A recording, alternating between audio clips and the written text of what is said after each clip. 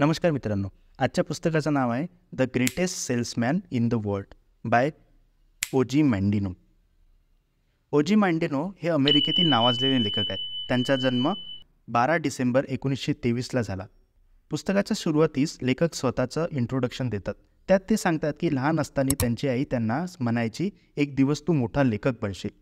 त्यांना पण ही कल्पना आवडायची आणि ते आईसोबत लहानपणापासूनच बरीचशी पुस्तके वाचायचे. पण त्यांच्या शाळेतील शिक्षणानंतर त्यांची आई जगातून गेली. त्यांच्यावर दुःखाचा डोंगर कोसळला. त्यानंतर त्यांनी 1940मध्ये कॉलेजमध्ये न जाता पेपर फॅक्टरीमध्ये काम केले. 1942मध्ये महायुद्धाच्या काळात त्यांनी अमेरिकन आर्मीमध्ये काम केले.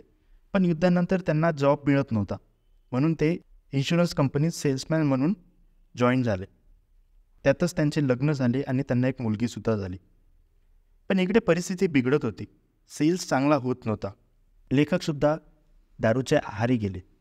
त्यानंतर त्यांची पत्नी आणि मुलगी त्यांना सोडून निघून गेली. त्यानंतरचे दिवस तर खूपच वाईट होते. एकदा रस्त्याने जाता जाता त्यांना दुकानात बंदूक विक्रीला दिसली. त्यांनी ती विकत घेऊन स्वतःला संपवण्याचा विचार केला. पण अचानक काय झालं माहीत नाही, त्यांचे मन बदलले आणि ते तिथून त्या दुकानातून निघून सरळ पोचले ते एका पुस्तकालयात. तिथे त्यांनी बरीचशी पुस्तके वाचली की आपल्या या परिस्थितीचं कारण काय आहे, आपण कुठे चुकलो. त्यातच त्यांच्या हाती एक पुस्तक लागले. पुस्तकाचे नाव होते success through a positive mental attitude. ते पुस्तक एका इन्शुरन्स कंपनीच्या मालकाने लिहिलेले होते. लेखकांना त्या पुस्तकाने खूप प्रभावित केले व त्यांनी ती इन्शुरन्स कंपनी पकडून त्या पुस्तकाच्या लेखकाच्या हाताखाली काम करण्याचं ठरवलं. तिथे त्यांना जॉब पण मिळाला. त्यानंतर त्यांनी कधीच मागे वळून पाहिले नाही. त्यांनी इतकी प्रगती केली की एका मागून एक प्रमोशन त्यांना मिळत गेले आणि शेवटी त्यांना मिळाला त्यांच्या आवडीचा जॉब, तो म्हणजे त्याच कंपनीच्या मॅगझिनचं संपादक पद. त्या काळात त्यांनी एक छोटंसं पुस्तक लिहिलं. त्या पुस्तकाचं नाव होतं the greatest salesman in the world. वर्ष होतं 1968. ते पुस्तक ॲम्वे कॉर्पोरेशनच्या एका को फाउंडरनी वाचले आणि तिथे काम करणाऱ्या सगळ्या कामगारांना वाचण्यात सांगितले. तेव्हापासून या पुस्तकाच्या आजपर्यंत 50 मिलियन कॉपीज विकल्या गेल्या आणि या पुस्तकाचे जगभरात 25 भाषेत भाषांतरसुद्धा झाले. चला तर थोडक्यात या पुस्तकाविषयी सांगतो. हाफिज नावाचा एक मोठा व्यापारी आपल्या महालात एकटाच राहत असतो. त्याचा व्यापार चालवण्यासाठी सगळीकडे लोक असतात आणि महालात सेवेसाठी नोकर. एक दिवस तो नोकराला आज्ञा देतो की त्याच्या खजान्यात जितके काही पैसे आहेत सगळे त्याचा व्यापार सांभाळणाऱ्या लोकात वाटून देण्यात यावे आणि व्यापार त्यांच्या नावी करण्यात यावा. हाफिजच्या मते आता त्याच्या मरणाची वेळ झालेली आहे. नोकर हे ऐकून निराश होतो, पण मालकाची आज्ञा पाळतो. सगळी कामं झाल्यावर नोकर त्याला माहिती द्यायला जातो. तो नोकराला महालाच्या खोलीत घेऊन जातो. त्या खोलीत आजपर्यंत कुणालाही जाण्यात मनाई होती. त्यामुळे सगळ्या शहरात त्या खोलीबद्दल बऱ्याचशा अफवा होत्या. हाफिज जेव्हा दरवाजा उघडतो तेव्हा त्याला फक्त एक पेटी दिसते. त्यात काही पत्रांच्या गुंडाळी असतात. हाफिज सांगतो की यात माझ्या यशाचे रहस्य लपलेले आहे, पण ते तू कुणालाही देऊ शकत नाही.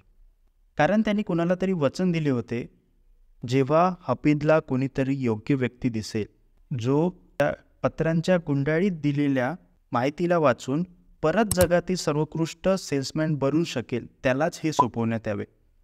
आता इथे हाफिज यशस्वी होण्याच्या कथा तो सांगतो.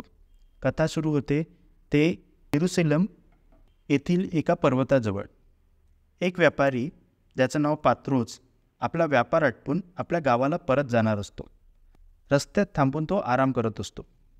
अचानक त्याच्या खोलीत व्यापाऱ्याचे उंट सांभाळणारा एक मुलगा ज्याचं नाव असते हाफिज त्याच्या टेंटमध्ये येतो आणि त्याला सांगतो की मला जगातील सर्वोत्कृष्ट सेल्समॅन व्हायचे आहे.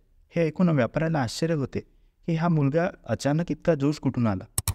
व्यापारी थोडी आपल्या पद्धतीने चौकशी करतो. तेव्हा त्याला कळते की हाफिज हा एका श्रीमंत व्यक्तीच्या मुलीच्या प्रेमात पडलेला असतो. आता ऊट सांभाळणाऱ्याला श्रीमंत व्यक्ती मुलगी देणार नाही, म्हणून हाफिजला जगातील सर्वोत्कृष्ट सेल्समॅन बनायचे असते. हे लक्षात आल्यावर पॅत्रोस ठरवतो की आपण हाफिजची परीक्षा घ्यावी. तो हाफिजला एक त्याच्याजवळचा विक्रीला असलेला लांब जगा म्हणजे रूम देतो आणि जवळच असलेल्या बॅथलहेम या गावी पाठवतो. हापीद तो ड्रेस घेऊन बॅथलहेमला जातो, पण तो तिथे विकू शकत नाही. पॅथ्रोजने त्याला सांगितले होते की तिथे गरीब लोक राहतात, पण खूप वर्षाआधी त्यांनी स्वतः या गावात शेकडो ड्रेस विकलेले होते. हापीद 4 दिवस गावात राहतो, बराच प्रयत्न करतो, पण कोणीच ड्रेस विकत घेत नाही. 5व्या दिवशी परत आपण प्रयत्न करूया या विचाराने तो गावाच्या बाहेर एका गुहेत जाऊन आराम करण्याचा निर्णय घेतो. पण तिकडे एक पुरुष आणि महिला आधीच असते. महिलेने एका लहान गोंडस मुलाला जन्म दिलेला असतो. हापीद त्यांना बघून थोडा थांबतो. मग लहान मुलाला थंडी लागत आहे हे बघून आपल्याकडील विकायला आणलेला ड्रेस त्या मुलाच्या अंगावर देतो आणि गुहेच्या बाहेर येतो. आता ख्रिश्चन धर्माविषयी तुम्हाला थोडीफार माहिती असेल तर ही बेथलेहेम शहर, ही गुहा आणि हा मुलगा कोण होता हे तुमच्या लक्षात आलेच असेल. इकडे हापीद विचारात पडतो की आपण हे असं का केलं. आपल्याला इतकं महत्त्वाचं काम होतं ते सोडून आपण हा ड्रेस असाच कसा देऊन दिला. आता आपण सेल्समॅन कसे बनणार, आपलं प्रेम आपल्याला कसं मिळणार, या टेन्शनमध्ये हापीद असतो आणि परत पॅथ्रोजकडे जातो. पॅथ्रोज पूर्ण हापीजची कथा ऐकतो आणि हापीजला गावी पोहोचल्यावर त्याला भेटायला सांगतो. हापीद नाराज होतो आणि आपले उंट सांभाळण्याचे काम करू लागतो. 12 दिवसांनी ते लोक प्रवास करून पॅथ्रोजच्या गावी पोहोचतात. ठरल्यानुसार हापीद पॅथ्रोजला भेटायला जातो. व्यापारी पॅथ्रोज हापीदला आपली कथा सांगतो की त्यांनी एका व्यापाऱ्याच्या डाकूंपासून कशी रक्षा केली आणि त्यांनी जगातील सर्वोत्तम सेल्समॅन होण्याचे रहस्य सांगितले. ते रहस्य तो आता हापीदला सांगणार होता आणि ते रहस्य म्हणजे पत्रांच्या गुंडाळ्या म्हणजे स्क्रॉल, ज्या हापीदनी आतापर्यंत सांभाळून ठेवलेल्या होत्या. पण त्यासाठी काही अटी होत्या. पहिली अट हापीदला असते ती की या पत्रात जे काही लिहिलं आहे ते पूर्णपणे आचरणात आणायचं. दुसरी अट असते हापीदने आपल्या कमाईतून 50% भाग हा गरिबांना द्यावा. आणि तिसरी अट असते भविष्यात जेव्हा त्याला कोणी मिळेल जो सर्वोत्तम सेल्समॅन होऊ शकतो अशा व्यक्तीलाच त्यांनी हे सगळे पत्रांच्या गुंडाळ्या सोपवाव्या. इतक्या अटी सांगितल्यावर पॅथ्रोज त्याला शेजारच्या दुसऱ्या शहरी जाऊन आपला व्यापार सुरू करण्यास सांगतो. हापीद दुसऱ्या शहरात जातो. तिथे आपला व्यापार सुरू करण्याच्या आधी तो हे पत्र वाचण्यास सुरुवात करतो. इथून हापीदचा जगातील सर्वोत्तम व्यापारी बनण्याचा प्रवास सुरू होतो. पुस्तकात यापुढे या 10 पत्रकांविषयी माहिती दिलेली आहे. ती 10 पत्रके तुम्ही डिटेलमध्ये पुस्तकातच वाचावी आणि अनुभवावी असे मला वाटते. पण तरीही मी 10 पत्रकांमध्ये काय काय लिहिलं आहे ते थोडक्यात सांगण्याचा प्रयत्न करतो. पहिल्या पत्रकात सांगितले आहे की तुम्ही चांगल्या सवयी लावा आणि तुम्ही त्या सवयींचे गुलाम बना. दुसऱ्या पत्रकात असं लिहिलं आहे की प्रेम ही ढालेसारखं काम करते जे तुम्हाला रागापासून आणि द्वेषापासून रक्षण करते. आजचा जो नवीन दिवस आहे त्याच्या प्रेमाने स्वागत करा, स्वतःवर आणि दुसऱ्यांवरही प्रेम करा. तिसऱ्या पत्रात असं लिहिलं आहे की विजय मिळेपर्यंत प्रयत्न करत राहा. पराजय शब्द हा तुमच्या डिक्शनरीतून काढून टाका. चौथ्या पत्रकात असं सांगितलं आहे की तुम्ही आज जे काही आहात ते एका मोठ्या इव्हॅल्युएशन प्रोसेसमधून डेव्हलप झालेले मनुष्य आहात. तुम्ही युनिक आहात, तुम्ही एक आश्चर्य आहात, तुम्ही एक मिरॅकल आहात. त्यामुळे स्वतःवर लक्ष केंद्रित करा, एका वेळी एकच गोष्ट करा. 5व्या पत्रात असं लिहिलं आहे की तुम्ही असे जगा की आज हा तुमचा शेवटचा दिवस आहे. 6व्या पत्रकात असे लिहिले आहे की तुमच्या भावना म्हणजे इमोशन्सवर विजय मिळवा. रोज उठल्यावर तुमचा मूड सुखी, दुःखी, डिप्रेस, स्ट्रेस असा काही असतो, पण तुम्हाला त्या सगळ्या गोष्टींवर कंट्रोल मिळवायचा आहे. ज्या प्रकारे आजचे वाळलेले फूल उद्याच्या झाडाचं बी बनतं, त्याप्रमाणे आजचं दुःख हे उद्याच्या सुखाचं बी बनत असतं. 7व्या पत्रात लिहिलं आहे की तुम्ही हसत राहा. कितीही वाईट काळ आला तरी लक्षात ठेवा हा काळसुद्धा निघून जाईल. त्यामुळे हसत राहा, खुश राहा.